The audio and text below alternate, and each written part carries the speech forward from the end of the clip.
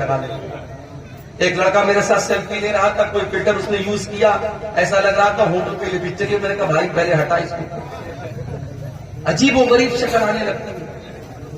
ایک صاحب نے میرا فوٹو مجھے کو بھیجا, بڑی بڑی داڑھی رکھی تھی, کہا مولانا آپ کے اوپر بڑی بڑی داڑھی بہت اچھی لگے گی. میں نے کہا میرا یہ فوٹو آپ کو کہاں سے ملا؟ بولے میں نے ایڈٹ کیا ہے, فلٹر کیا. تو فلٹر کر کے آج کل بہت کچھ ہو رہا ہے. میں آپ سے کہتا ہوں کہ فوٹو کو فلٹر مت کرو, اپنے آپ کو فلٹر کرو. انسان دبلا ہوتا ہے, جم جاتا ہے کہ میری باڈی صحیح ہے, لیکن اگر آپ کے اندر ایمان کی طاقت ہے تو آپ دبلے پتلے بھی ہیں تب بھی اللہ کے پیارے ہو سکتے. ضروری نہیں ہے کہ آپ باڈی بلڈر بنے تبھی اللہ کے پیارے بنیں گے. ہاں, گٹکھا کھا کر کے اپنے آپ کو دبلا مت کریں. جتنے گٹکھا کھانے والے لڑکے نا, وہ حضرت موسیٰ علیہ السلام کا واقعہ یاد ہے تمہیں؟ موسیٰ علیہ السلام نے ایک آدمی کو ایسا مکہ مارا, ایک مکہ مارا وہ مر گیا. موسیٰ علیہ السلام کے مکے میں اتنی طاقت تھی, ایک مکہ مارا مر گیا ہوا. اور آج کل ہمارا نوجوان گٹکھا کھا کھا کر کے اتنا کمزور ہو چکا ہے کہ وہ کسی کو مکہ مارے گا تو خود ہی گر جائے. تو گٹکھا کھا کر کے اپنے آپ کو برباد نہ کریں. بعض لوگ کہتے ہیں صاحب گٹکا حرام نہیں ہے, تمباکو حرام نہیں ہے, بیڑی حرام نہیں ہے. کیوں حرام نہیں ہے؟ کہتے مکروہ ہے. تمباکو اور بیڑی اور سگریٹ اور گٹکا کو جو لوگ مکروہ کہتے ہیں وہ دین کا مذاق اڑاتے ہیں. کیونکہ گٹکا, تمباکو, بیڑی, سگریٹ, خینی, یہ تمام چیزیں آپ کے شریر کو برباد کر رہی ہیں, اور جو چیزیں آپ کے شریر کو برباد کرے وہ حرام ہے, وہ مکروہ نہیں ہے. معافی, مکروہ کس کو بولتے ہیں؟ ایک سوال ابھی میرے پاس, میری جیب میں پرچی رکھی ہوئی ہے. ایک صاحب نے سوال کیا, مولوی صاحب ذرا اس مسئلے کو بیان کر دیجئے گا کہ ایک آدمی جنگیا پہن کر اور گمچھا رکھ کر کے سال کی سال نماز پڑھاتا ہے اور مسئلہ بیان کرتا ہے کہ نماز ہو جائے گی. دیکھو, نماز ہو جائے گی ایک الگ مسئلہ ہے, اور نماز اسی حالت میں پڑھنی چاہیے الگ مسئلہ ہے. نماز آپ جب پڑھیں تو بہترین لباس میں پڑھیں, جو لباس آپ عزت دار کا جو لباس ہے, جو آپ کہیں جاتے ہیں جو لباس پہن کے جاتے ہیں وہ لباس آپ پہن کر نماز پڑھیں. کسی کے یہاں شادی میں جانا ہو, آپ جنگیا پہن کے اور گمچھا رکھ کر کے جائیں گے کیا؟ نہیں جائیں گے. پردھان جی اپنے گھر پہ آپ کو بلائیں گے, آپ بہترین سفید کرتا پائجامہ پہن کر, خوشبو لگا کر, تیل لگا کر کے سج سمر کے جائیں گے کیوں آپ جنگیا پہن کر اور گمچھا رکھ کر کے؟ نماز پڑھنے جا رہے ہو, اللہ کی عبادت کرنے جا رہے ہو, اور گمچھا رکھ کر کے اور جنگیا پہن کر کے نماز پڑھ رہے ہو, یہ مناسب نہیں ہے. مکروہ اس عمل کو کہتے ہیں جو مستحب کے خلاف ہو. مثال کے طور پر مسجد میں آپ جاتے ہیں, مستحب یہ ہے کہ پہلے داہنا پیر اندر ڈالیں اور پھر بایاں پیر اندر ڈالیں, اور مکروہ یہ ہے کہ آپ پہلے بایاں ڈالیں اور بعد میں. یہ مکروہ ہے.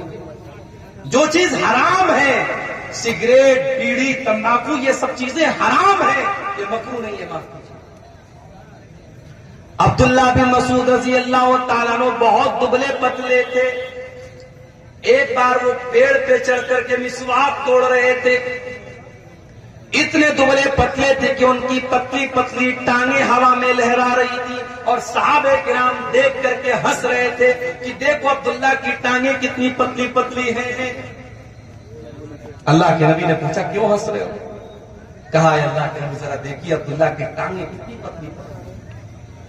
آپ نے فرمایا کہ تم عبداللہ کی ٹانگوں کو پتلا سمجھ کر کے مذاق اڑا رہے ہو. لہما اسقلان علی المیزان من احد, اللہ کی قسم عبداللہ کی یہ پتلی پتلی ٹانگ قیامت کے دن ترازو کے اوپر احد پہاڑ سے زیادہ وزندار ہوں گی.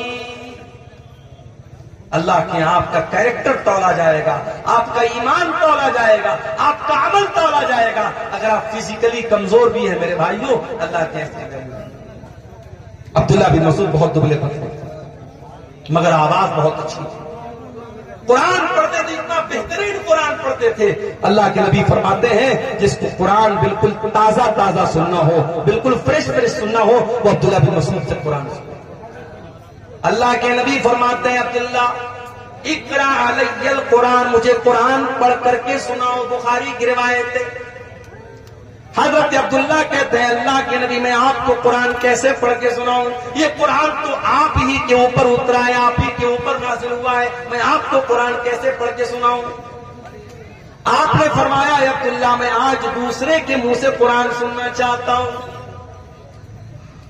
حضرت عبداللہ کہتے ہیں میں قرآن پڑھنے لگا، قرآن پڑھتے پڑھتے سورہ نساء کی تلاوت کرنے لگا، سورہ نساء پڑھنے لگا، اللہ کے نبی غور سے سن رہے ہیں، میں قرآن پڑھتا چلا جا رہا ہوں، قرآن پڑھتے پڑھتے جب میں سورہ نساء کی اس آیت پر پہنچا فَكَيْفَ إِذَا جِئْنَا مِنْ كُلِّ أُمَّةٍ بِشَهِيدٍ وَجِئْنَا بِكَ عَلَىٰ هَٰؤُلَاءِ شَهِيدًا۔ اے نبی اس وقت کو یاد کیجئے جب ہم تمام لوگوں پر آپ کو گواہ بنا کے لائیں گے، ہر امت میں اس کے نبی کو گواہ بنائیں گے اور آپ کی امت کے اوپر آپ کو گواہ بنائیں گے۔ جب اس آیت پر میں پہنچا ہوں، حضرت عبداللہ کہتے ہیں اللہ کے نبی نے فرمایا اے عبداللہ بس کرو، روک دو تلاوت، روک دو۔ کہتے میں نے نظریں ڈال کر کے دیکھا فَإِذَا عَيْنَاهُ تَذْرِفَانِ، اللہ کے نبی کی دونوں آنکھوں سے آنسو بہ رہے ہیں، اللہ کے نبی رو رہے ہیں، اللہ کے نبی کی دونوں آنکھوں سے آنسو بہ رہے ہیں۔ آپ کے کندھے پر قیامت کے دن جو ذمہ داری ڈالی جائے گی اس ذمہ داری کا احساس کر کے اللہ کے نبی رو رہے ہیں۔ نبی کو اپنی ذمہ داری کا احساس ہے، ہمیں اور آپ کو اپنی ذمہ داری کا کوئی احساس نہیں۔ جوان بیٹی رات کو 2-2 بجے تک آن لائن ہے، چیٹنگ کر رہی ہے، ماں کو کوئی فرق نہیں پڑ رہا ہے، باپ کو کوئی فرق نہیں پڑ رہا ہے، نہ ماں کو اپنی ذمہ داری یاد ہے نہ باپ کو اپنی ذمہ داری یاد ہے۔ جوان لڑکی بے پردہ گھر سے بند کر کے، سور کر کے، میک اپ کر کے، اپنے جسم کی نمائش کر کے نکلتی ہے، اور ماں 70 سال کی ماں بیچاری چادر اوڑھ کر کے، نقاب اوڑھ کے نکلتی ہے، اور 20 سال کی چھوکری کھلے عام گھوم رہی ہے۔ میری پیاری ماں اور بہنوں، اگر اللہ نے آپ کو بیٹی کی ماں بنایا ہے، اگر آپ کو بیٹی کا باپ بنایا ہے، اگر آپ بیٹی والے ہیں، اگر آپ صاحب اولاد ہیں، تو یہ اولاد بہت بڑی ذمہ داری ہے۔ اس ذمہ داری کا احساس اپنے اندر پیدا کیجئے۔ اللہ کے نبی کو اپنی ذمہ داری کا احساس ہوا، آپ کی آنکھوں سے آنسو بہنے لگے، آپ رونے لگے، آپ نے کہا عبداللہ بس کر، اب میرے اندر طاقت نہیں اور سننا۔ صحابہ کرام تو قرآن سنتے تھے رونے لگتے تھے، قرآن پڑھتے تھے تو رونے لگتے تھے۔ حضرت عائشہ کو دیکھو، حضرت عائشہ چاشت کی نماز پڑھ رہی ہیں۔ یہ چاشت کی نماز کون سی نماز ہوتی ہے جانتے ہیں؟ کوئی جانتا ہے؟ اس سامنے کی پبلک کو کوئی جانتا ہو ذرا ہاتھ اٹھا کے بتائے چاشت کی نماز کس کو بولتے ہیں؟ صبح پڑھا جاتا ہے۔ کب پڑھتے ہیں چاشت کی نماز؟ بولو بھائی، نہیں جانتے؟ سورج طلوع ہونے کے بعد، سورج طلوع ہونے کے بعد یعنی مغرب کے ٹائم کب پڑھتے بھائی؟ نکلنے کے بعد 1-5 کم سے کم۔ اچھا چلیے ماشاء اللہ، کچھ لوگ تو جانتے ہیں۔ میں کبھی کبھی سوچتا ہوں اتنے جلسے ہو رہے ہیں سیمانچل میں، عبد الغفار صاحب تو بیچارے ٹائم کم دیتے ہیں، جو دوسرے مقررین ہیں بہت سارے مقررین 1 مہینہ کنٹینیو آپ یہاں پروگرام کرتے ہیں، لیکن میں دیکھتا ہوں کہ جو برائی کا لیول ہے، جو لا علمی کا لیول ہے، وہ برابر بڑھ ہی رہا ہے۔ بے نمازی برابر بے نمازی ہو رہے ہیں، نشہ کرنے والے برابر نشہ کر رہے ہیں، بے پردگی کرنے والی عورتیں بے پردگی کر رہی ہیں۔ اب تو حالات یہ ہے کہ مسجد کی زمینوں پر ناجائز قبضہ ہو رہا ہے، قبرستان کی زمینوں پر ناجائز قبضہ ہو رہا ہے۔ ہم حکومتوں کو کیا بولیں گے، ہم پرشاسن کو کیا بولیں گے؟ آج اپنی وقف کی ہوئی زمین کو بھی مسلمان خود ہڑپ لیں گے۔ میرے بھائیوں، جلسے کراتے ہو تو کم سے کم اپنے دینی لیول میں، اپنے نالج لیول میں بھی اضافہ کیجئے۔ حضرت عائشہ چاشت کی نماز پڑھ رہی تھی۔ چاشت کی نماز کب پڑھی جاتی ہے؟ مسئلہ یاد رکھیے، چاشت کی نماز پڑھنے کا 2 ٹائم ہے۔ ایک تو سورج نکلنے کے 15-20 منٹ کے بعد جب سورج ایک نیزہ بلند ہو جاتا ہے، اس ٹائم بھی چاشت کی نماز پڑھ سکتے ہیں۔ اور دوسرا ٹائم تھوڑا اور لیٹ، جب تھوڑی سورج کی تپش اور بڑھ جائے اور وہ ٹائم ایسا آ جائے کہ اونٹ کے بچے اگر دھوپ میں کھڑے ہیں تو ان کا پیر دھوپ سے جلنے لگے. آپ کہہ سکتے ہیں 8 بجے 9 بجے کے قریب کا جو ٹائم ہوتا ہے وہ بھی چاش کا ٹائم ہوتا ہے. چاش کی نماز 2 رکعت بھی پڑھ سکتے ہیں, 4 رکعت بھی پڑھ سکتے ہیں. چاش کی نماز کی بڑی فضیلت ہے. چاش کی نماز اگر آپ پڑھیں گے 2 رکعت نماز, تو اللہ کے نبی فرماتے ہیں کہ آپ کے بدن کے ہر جوڑ کی طرف سے صدقہ ہو جائے. آپ غریب ہیں, صدقہ نہیں کر سکتے, دان نہیں کر سکتے, 2 رکعت آپ چاش کی نماز پڑھ لیجئے. آپ کے بدن میں جتنے جوڑ ہیں, جتنی ہڈیاں ہیں, ہر ہڈی اور ہر جوڑ کی طرف سے اللہ تعالیٰ صدقہ اور دان آپ کا قبول کر لے گا. یہ بڑی فضیلت ہے اس نماز کی. حضرت عائشہ یہ نماز پڑھ رہی ہیں. حضرت عائشہ یہ نماز پڑھ رہی ہیں. ان کے بھائی کا بیٹا یعنی ان کا بھتیجا وہ ان سے ملنے کے لیے آیا, جس کا نام قاسم بن محمد تھا. اس نے دیکھا میری پھوپھی جان نماز پڑھ رہی ہیں. اس نے دیکھا کہ پھوپھی جان نماز پڑھ رہی ہیں اور سورہ طور کی تلاوت کر رہی ہیں. اور سورہ طور کی یہ آیت حضرت عائشہ کی زبان پر جاری ہے. سورہ طور میں اللہ فرماتا ہے جب جنتی جنت میں جائیں گے تو کہیں گے فَمَنَّ اللَّهُ عَلَيْنَا وَوَقَانَا عَذَابَ السَّمُومِ. اللہ نے ہم جنتیوں پر بہت بڑا احسان کیا کہ اللہ نے ہم کو جہنم کی آگ سے بچا لیا. حضرت عائشہ اسی آیت کو پڑھ رہی ہیں اور روتی چلی جا رہی ہیں. ان کے دل میں یہ خیال ہے کہ اے اللہ کاش تو عائشہ کو بھی اپنے ان خوش نصیب بندوں میں شامل کر دے. ان کے بھتیجے قاسم بن محمد کہتے ہیں میں نے دیکھا کہ پھوپھی جان سورہ طور کی یہ آیت پڑھ رہی ہیں اور رو رہی ہیں. میں وہاں سے مارکیٹ چلا گیا, میں وہاں سے بازار چلا گیا, میں نے اپنا سودا سلپ لیا اور بہت دیر کے بعد میں واپس آیا. میں نے کیا دیکھا؟ میں نے دیکھا کہ میری پھوپھی جان اسی حالت میں کھڑی ہے اور اسی آیت کو ریپیٹ کر رہی ہیں اور رو رہی ہیں اور پڑھ رہی ہیں فَمَنَّ اللَّهُ عَلَيْنَا وَوَقَانَا عَذَابَ السَّمُومِ. یہ تھی نبی کی بیوی جو قرآن کو پڑھتے ہوئے رو رہی ہیں. قرآن کے دلوں پر اثر کرتا تھا. آج تو ہم کٹھور دل کے لوگ ہیں. قبرستان میں مردے کو دفنانے جاتے ہیں, وہاں پر بھی ہا ہا کر کے ہنستے رہتے ہیں. قبرستان میں کھڑے ہو کر کے ہم دنیا کی باتیں کرتے ہیں, پالیٹکس کی باتیں کرتے ہیں, راجنیتی کی باتیں کرتے ہیں. جبکہ اللہ کے پیارے نبی جب قبرستان جایا کرتے تھے, انصاری صحابی کا جنازہ ہے, جنازے کو قبر میں اتارا جا رہا ہے. اللہ کے نبی قبر کے کنارے بیٹھے ہوئے اور آپ کے صحابہ بھی آپ کے آس پاس بیٹھے ہوئے ہیں. آپ نے قبر کو دیکھا اور قبر میں اپنے صحابی کی لاش کو اترتے ہوئے دیکھا. اللہ کے نبی رونے لگے. فبکا, آپ کی آنکھوں سے آنسو بہنے لگے اور آپ بھی رونے لگے اور آپ کے آس پاس جتنے صحابہ تھے وہ سب رونے لگے. اور اللہ کے نبی اپنے صحابہ سے کہنے لگے لِمِثْلِ هَذَا فَأَعِدُّوا يَا إِخْوَانِي, اے میرے بھائیو, اے میرے صحابہ, اس قبر کی تیاری کرو, یہاں تم سب کو آنا ہے. بنارس سے ایک مرتبہ میں ایک پروگرام میں جا رہا تھا. تقریباً 150-200 کلومیٹر دور ایک جگہ پڑتی ہے شاہ گنج. میں وہاں پروگرام میں جا رہا تھا. ہمارے ایک ساتھی تھے, کار چلا رہے تھے. راستے میں ایک جنگل آیا. اچانک ان کی ہیڈ لائٹ نے کام کرنا بند کر دیا. جنگل کے بیچ میں ہیڈ لائٹ نے کام کرنا بند کر دیا. خوب اندھیرا. جنگل کے بیچ میں کار کھڑی ہے, ہم کار کے اندر ہیں, اے سی چل رہی ہے, لیکن لائٹ بند ہو گئی, اندھیرا ہو گیا. تو ہمارے دل اور دماغ میں ڈر کی ایک لہر دوڑ گئی. غور کرو میرے پیارے بھائیوں, ہم قبر کے اندر جب جائیں گے, ہمارے ماں باپ ہم کو دفنانے کے بعد, ہمارے بچے ہم کو دفنانے کے بعد, ہمارے رشتہ دار ہم کو دفنانے کے بعد مٹی اپنے ہاتھ سے جھاڑ کر کے چلے جائیں گے. منکر نکیر آئیں گے.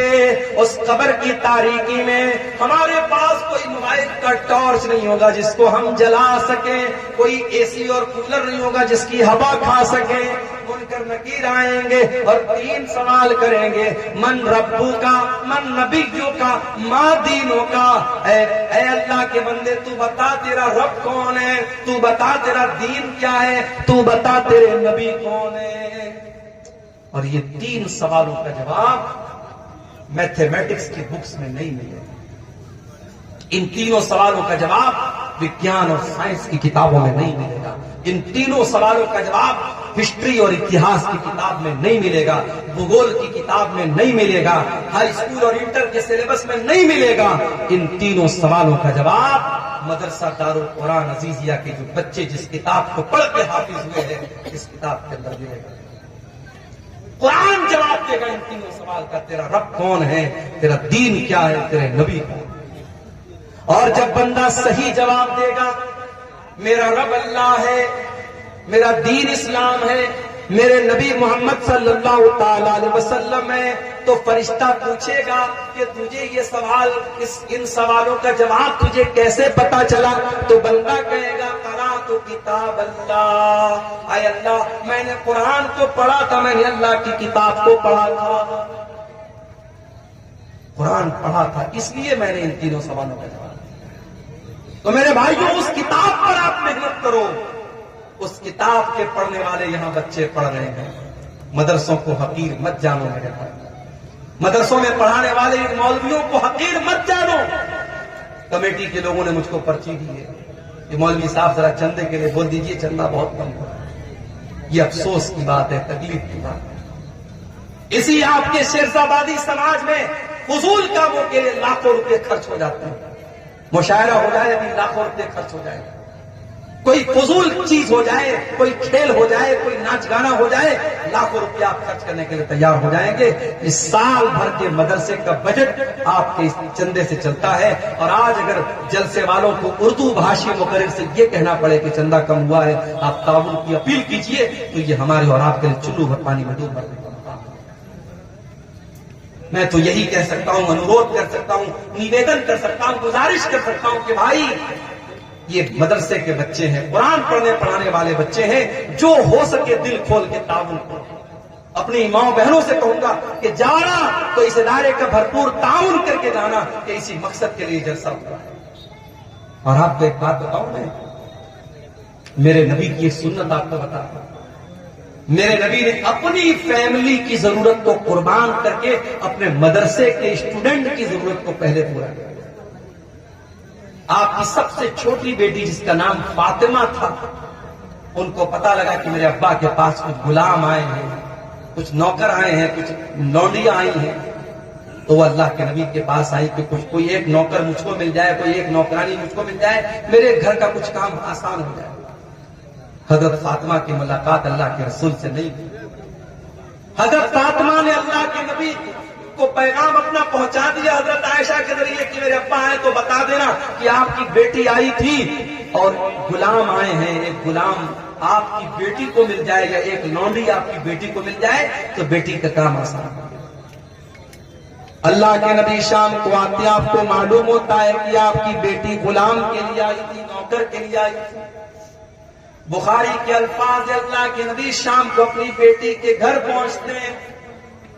حضرت علی کہتے ہیں ہم دونوں میاں بیوی بستر پر بیٹھے ہوئے تھے, اللہ کے نبی آتے ہیں, دروازہ کھٹکھٹاتے ہیں, اندر آتے اور بستر پہ آ کر کے اپنی بیٹی اور داماد کے بغل میں بیٹھ جاتے ہیں. اور اللہ کے نبی اپنی بیٹی سے کہتے ہیں اے میری بچی, مجھے پتا چلا کہ تو غلام لینے کے لیے میرے پاس آئی تھی, تو لونڈی لینے کے لیے میرے پاس آئی تھی. اے میری بچی, ابھی تو میرے مدرسے کے جو طلباء ہیں, جو اصحاب صفہ ہیں, جو دین حاصل کرنے کے لیے جو میرے غریب صحابہ مسجد میں رہتے ہیں, اے میری بچی ان کے کھانے کا انتظام نہیں ہے, ان کے جینے کا انتظام نہیں ہے. اے میری بچی, ان غلاموں کو بیچ کر کے پہلے میں ان کا انتظام کروں گا, اس کے بعد میں دیکھوں گا میری بیٹی کو کیا ضرورت ہے. اللہ نبی کی سنت کو بھی آج زندہ کرنے کی ضرورت ہے میرے بھائیوں. اللہ کے نبی نے پہلے اپنی بیٹی کی ضرورت کو پورا نہیں کیا, پہلے اپنے مدرسے کے بچوں کی ضرورت کو. حقیر نہ جانو ان مدرسے کے بچوں کو. اللہ کے نبی فرماتے خیرکم من تعلم القرآن وعلمہ, تم میں سب سے بہترین انسان وہ ہے جو قرآن کو سیکھتا ہے, جو قرآن کو سکھاتا ہے, جو قرآن کا ٹیچر ہے, جو قرآن کا اسٹوڈنٹ ہے. اس سے بہترین کوئی انسان نہیں ہے. آپ کی نظر میں سائنس پڑھانے والے کی سیلری کتنی ہونی چاہیے؟ 20,000. آپ کی نظر میں گणت پڑھانے والے ٹیچر کی سیلری کتنی ہونی چاہیے؟ 15,000. قرآن پڑھانے والے ٹیچر کی 10,000, 8,000, 6,000. ابھی بنگال میں ہمارا ایک دوست رہتا ہے, ایک مدرسے میں پڑھاتا ہے. بنگال میں ممتا بنرجی جو ہے وہ امام کو بھی کچھ سیلری دیتی ہے, بیچارہ اپنے محلے کی مسجد میں امامت بھی کراتا ہے, مدرسے میں بھی پڑھاتا ہے. پرائیویٹ مدرسے کے جو ناظم ہوتے ہیں, جو کمیٹی ہوتی ہے, جو سیکریٹری ہوتی ہے, وہ اپنے آپ کو مودی اور یوگی سے بھی بڑا ڈکٹیٹر سمجھتے ہیں. اس مدرسے کی کمیٹی کے لوگوں نے کیا کہا کہ مولوی صاحب آپ ہمارے مدرسے میں پڑھا رہے ہیں تو 24 گھنٹے آپ کو ڈیوٹی کرنا پڑے گا. کیا مطلب؟ کہا 2 بجے تک آپ کو بچوں کو پڑھانا ہے, پھر شام کو ہاسٹل کی نگرانی بھی آپ کو کرنا ہے, رات بھی یہی گزارنا ہے. ہم آپ کو 12,000 سیلری دیتے ہیں, آپ سے سارا کام ہے. ہمارے دوست نے کہا کہ بھائی مجھے بخش دو, میں امام بھی ہوں اپنے محلے کی مسجد کا, میں ڈیلی آتا جاتا ہوں, میرا خیال کرو. میں رمضان میں اتنی محنت سے چندہ لاتا ہوں, میرا خیال کرو. کہ نہیں, کوئی خیال نہیں. ڈکٹیٹرشپ چل رہی ہے مدرسوں کی مینجمنٹ کے اندر, اور ان پرائیویٹ پڑھانے والے غریب اساتذہ اور معلمین پر بڑا ظلم بھی ہوتا ہے. میرے اللہ کے واسطے ایسا نہ کرو, کسی کی مجبوری کا فائدہ نہ اٹھاؤ, کسی کو حد سے زیادہ دکھ نہ دو. یہ قرآن پڑھانے والے, ان کا مقام بہت اونچا ہے, ان کی قدر کرو, ان کی عزت کرو, ان کو اچھی تنخواہیں دو. اور میں نے ایک بات اور کہی تھی, آپ کے اسی سیمانچل کے علاقے میں پروگرام ہوا تھا, میں نے کہا تھا کہ آج مسجدوں کے امام کی رہنے کی جگہ نہیں. ہمارے اسحاق بھائی آئے ہیں, کھیڑیا ہاٹ میں ان کا مسجد کے امام ہے. ان کے کمرے میں میں جاتا ہوں, چھوٹا سا کمرہ ہے, شادی ہو چکی ہے, فیملی کو لے کے نہیں رہ سکتے. کتنی مسجدیں ہیں کہ امام کو رہنے کے لیے جو کمرہ ملتا ہے وہ کمرہ اتنا چھوٹا ہوتا ہے کہ امام صاحب بیچارے پورا پیر پھیلا دے تو کمرہ پورا فل ہو جائے. امام صاحب کے بیوی بچے کہاں رہیں گے؟ نہیں صاحب, امام صاحب بیچارے اللہ کے نیک بندے ہیں, ان کے بیوی بچے آرام سے اپنے گھر میں رہیں گے. آپ پسند کریں گے کہ آپ زندہ ہیں اور آپ کے بچے یتیم ہو جائیں, آپ زندہ ہیں اور آپ کی بیوی بیوہ ہو جائیں؟ اور مجھے کہنے دیجئے کہ آج بہت سارے مدرسوں سے جو کانڈ ہوتے ہیں, جو واقعات ہوتے ہیں بدفعلی کے اور حرام کاموں کے, اس کی بہت بڑی وجہ یہ ہے کہ آج بہت سارے مدرسوں کے ٹیچروں کو فیملی سے دور رکھا جاتا ہے. میرا بس چلے تو ہر مدرسے میں یہ قانون لگا دوں کہ جتنے بھی ٹیچر رہیں گے فیملی کے ساتھ رہیں گے, بیوی بچوں کے ساتھ رہیں گے, ان کے بیوی بچوں کے ساتھ ان کا انتظام کیا جائے, ورنہ ان مدرسوں کو بند کر دیا جائے. 6 مہینہ انسان شادی شدہ ہے, بیوی بچے والا ہے, بیوی سے دور رہے گا. شیطان طرح طرح کے خیالات ڈال سکتا ہے, شیطان غلط راستے پر ڈال سکتا ہے. میرے پیارے ساتھیوں, یہ صحابہ کا دور نہیں ہے, یہ صحابہ کا زمانہ نہیں ہے, یہ تابعین کا زمانہ نہیں ہے. اپنی مسجدوں کے امام کو اگر گندگی سے بچانا چاہتے ہو, اپنے مدرسے کے ٹیچروں کو غلط کام سے بچانا چاہتے ہو, تو ان کو فیملی کوارٹر کا بھی انتظام کرو. آج اگر آپ کی کمائی اپنے لیے ہے, اگر آپ اپنے گھر کے لیے, اپنے بچوں کے لیے بہترین گھر بناتے ہو, تو مدرسے میں پڑھنے والے, پڑھانے والے ان ٹیچروں کے لیے بھی آپ کو فیملی کوارٹر کا انتظام کرنا چاہیے. آج افسوس ہوتا ہے مجھے, میرے اتنے بڑے بڑے جلسے ہوتے ہیں سیمانچل, اتنے بڑے بڑے ٹینٹ لگائے جاتے ہیں, دور دور تک لاؤڈ اسپیکر کی آواز جا رہی ہے, لائٹنگ کی گئی ہے, کئی لاکھ روپے ایک جلسے پر خرچ ہوتے ہیں, اور علاقہ اتنا کمزور ہوتا ہے کہ راستے میں چل کے آؤ تو راستہ پورا خراب ہے, کہیں چلنے کے لائق نہیں ہے. اس کے باوجود اتنے خرچے کر کے مدرسے کا جلسہ ہوتا ہے, لیکن جب آخر میں حساب ہوتا ہے, مولوی صاحب چندہ بہت کم ہوا ہے. یہ رونا عام طور سے رویا جاتا ہے. ایسا کیوں ہو رہا ہے میرے بھائیوں؟ اس پر ہم اور آپ کو غور کرنے کی. اگر ان جلسوں کے چندے سے مدرسے نہیں چل پا رہے ہیں تو پھر کوئی دوسرا سسٹم نکالو. آپ جلسہ مت کراؤ. آپ سال میں پورے سیمانچل میں اگر 100 جلسے ہوتے ہیں, 100 نہ ہو 10 جلسے ہوں, 10 جلسے ہوں, اور 10 جلسے جو ہوں تبلیغی جلسے ہوں, دین پھیلانے کے لیے ہوں. کوئی میلہ ٹھیلا نہ لگے, کوئی لڑکیوں کا بازار میں ان کی بھیڑ نہ لگے، کوئی بے پردگی نہ ہو، قاعدے سے شریعت اور قاعدے اور قانون کے حساب سے پروگرام ہو، اور مدرسے کا چندہ آپ پرائیویٹ طور پر انڈیویجول طور پر آپ دیں تو انشاءاللہ بہت حالات کی اصلاح ہو سکتی ہے۔ مگر مسئلہ وہی ہے، ہم سے جب کوئی پوچھتا ہے سیمانچل کا کیا حال ہے، زبان پر وہی لائن آتی ہے، وہی ہے چال بے ڈنگی جو پہلے تھی وہ اب بھی، وہی ہے چال بے ڈنگی جو پہلے تھی وہ اب بھی ہے۔ دنیا کہاں سے کہاں پہنچ گئی، سیمانچل کا علاقہ آج وہیں کا وہیں ہے، جہالت ویسی ہی ہے، غربت ویسی ہی ہے، دین سے دوری ویسی ہی ہے، بے پردگی دن بدن بڑھ رہی ہے، نوجوانوں میں شراب اور نشے کا رجحان بڑھ رہا ہے۔ میرے پیارے ساتھیوں، آؤ قرآن پر میں نے پوری تقریر قرآن پر کی ہے۔ ایک بڑی خاص بات اور آخری بات بیان کر کے بات ختم کروں گا کہ قرآن پر عمل بھی ہمیں اور آپ کو کرنا ہے۔ صرف قرآن کو پڑھنا کمال نہیں ہے، قرآن کو سننا کمال نہیں ہے، قرآن پر عمل بھی ہمیں اور آپ کو کرنا ہے۔ حضرت عمر فاروق کے پاس ایک آدمی آیا، اس نے حضرت عمر سے کہا، اے عمر تم ہمارے ساتھ ناانصافی کرتے ہو، اے عمر تم ہمارے ساتھ ناانصافی کرتے ہو، ہمیں پیسہ نہیں دیتے ہو، ہمیں تحفہ نہیں دیتے ہو۔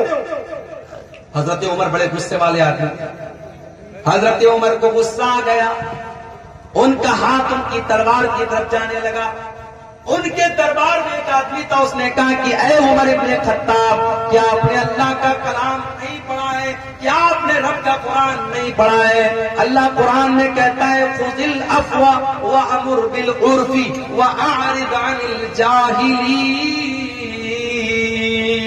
اللہ قرآن میں کہہ رہا ہے کہ اے میرے بندوں معاف کر دیا کرو اور نیکی کا حکم دیا کرو اور جاہلوں سے منہ نہ لگا کرو، جاہلوں کو نظر انداز کیا کرو۔ اے عمر یہ انسان جاہل ہے، اس کے منہ نہ لگیے، اس کو نظر انداز کر دیجئے۔ جب قرآن کی آیت پڑھی گئی حضرت عمر سرنڈر ہو گئے، حضرت عمر فوراً ٹھنڈے پڑ گئے۔ اور حدیث کے الفاظ ہیں، بخاری کی روایت ہے وَقَانَ وَقَّافًا عِنْدَ كِتَابِ اللَّهِ۔ حضرت عمر کی عادت تھی، اگر قرآن پڑھا جاتا تھا اور قرآن کا کوئی حکم پیش کیا جاتا تھا، حضرت عمر فوراً سرنڈر ہو جاتے تھے اور مان لیتے تھے۔ میرے عزیزوں، قرآن کی روشنی میں اپنی اصلاح کرو۔ قرآن کہتا ہے نماز قائم کرو، مسجدیں آج ویران ہے۔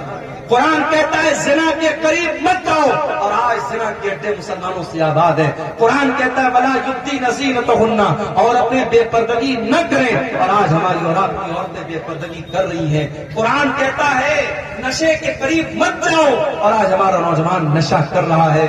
قرآن کہتا ہے نماز اپنے ٹائم پر پڑھو، ہمارا نوجوان آج نماز سے دور ہے۔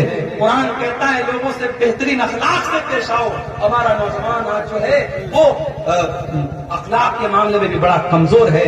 میرے پیارے ساتھیوں، قرآن پر آج عمل کرنے کی ضرورت ہے۔ اور اللہ قرآن میں جب قرآن کی فضیلت بیان کرتا ہے تو ساتھ میں یہ بھی کہتا ہے کہ یہ قرآن لِيَدَّبَّرُوا آیَاتِهِ، قرآن تدبر کرنے کے لیے، قرآن غور کرنے کے لیے ہے۔ میرے عزیزوں، ڈیلی آدھا گھنٹہ صحیح، 1 گھنٹہ صحیح قرآن پڑھنے کے لیے ٹائم نکالو۔ آج بنگلہ بھاشا میں قرآن کا انواد موجود ہے، اردو زبان میں قرآن کا ترجمہ موجود ہے، انگلش میں قرآن کا ٹرانسلیشن موجود ہے۔ جو زبان آپ کو آتی ہے، جو بھاشا آپ کو آتی ہے، اس بھاشا میں قرآن کو لے کر کے بیٹھ جاؤ۔ آدھا گھنٹہ، میں زیادہ نہیں بولتا، آدھا گھنٹہ ڈیلی آپ قرآن کو دینا شروع کر دو۔ میں نہیں کہتا کہ موبائل کو آپ جو ٹائم دیتے وہ آپ قرآن کو دے دو، وہ دے دو گے تو زندگی سنور جائے گی، لیکن کم سے کم منیمم آپ آدھا گھنٹہ قرآن کو ٹائم دو۔ میرے بھائیوں، آپ غور کریں گے زندگی میں برکتوں کو، آپ غور کریں گے، محسوس کریں گے زندگی میں برکتوں کو۔ آج افسوس کی بات یہ ہے کہ ہمارے پاس قرآن پڑھنے کے لیے ٹائم نہیں ہے۔ دنیا جہان کی کتابوں کو ہم پڑھتے ہیں لیکن قرآن کو نہیں پڑھتے ہیں۔ میرے بھائیوں، بزنس آپ کرتے ہیں، کاروبار آپ کرتے ہیں، کاروبار میں پروفٹ بھی ہوتا ہے، لاس بھی ہوتا ہے، فائدہ بھی ہوتا ہے، نقصان بھی ہوتا ہے، مگر قرآن کی تلاوت ایک ایسی تجارت ہے، ایک ایسا بزنس ہے جس میں کبھی گھاٹا ہونے والا نہیں ہے۔ اللہ قرآن میں فرماتا ہے ان الذین یتلون کتاب اللہ، جو لوگ قرآن کی تلاوت کرتے ہیں، وہ اقاموا الصلاۃ، نماز قائم کرتے ہیں، وہ انفقوا مما رزقناہم سرا وعلانیۃ، جہرتن، اور جو روزی ہم نے دی ہے اس میں سے خرچ کرتے ہیں، کھل کر کے بھی خرچ کرتے ہیں اور چھپ کر کے بھی خرچ کرتے ہیں۔ اللہ فرماتا ہے یرجون تجارتا لن تبور، قرآن پڑھنے والا ایسا بزنس کر رہا ہے، ایسا ویاپار کر رہا ہے اس میں کبھی گھاٹا ہونے والا نہیں ہے۔ میرے پیارے ساتھیوں، آج کی پوری تقریر اسی قرآن کی فضیلت اور قرآن کی خصوصیات پر ہوئی ہے۔ یہ پوری تقریر سننے کے بعد بھی اگر ہم قرآن کو نہیں پڑھتے ہیں، قرآن پر غور نہیں کرتے ہیں، تو میں سمجھوں گا آپ ایک کان سے سننے آئے تھے اور دوسرے کان سے آپ نے اڑا دیا۔ لیکن ہاں، اتنے بڑے مجمع میں ہماری مائیں بہنیں بھی ہیں اور آپ بھی ہیں، کوئی ایک اللہ کا بندہ بھی اگر ایسا ہے جو آج کی تقریر سننے کے بعد یہ طے کر کے یہاں سے جائے کہ ہاں اب اپنی زندگی میں ہم قرآن کے لیے بھی ٹائم نکالیں گے، قرآن پر ہم محنت کریں گے، کچھ قرآن مدرسے کو دے دیں گے، کچھ قرآن مسجد میں رکھ دیں گے، کچھ اپنی کمائی کا حصہ ہم قرآن پڑھنے والے بچوں پر خرچ کریں گے، کچھ کمائی کا حصہ ہم دینی اداروں پر خرچ کریں گے، تو انشاءاللہ ہم جو ہے اس کا اثر اپنی زندگی میں میرے پیارے ساتھیوں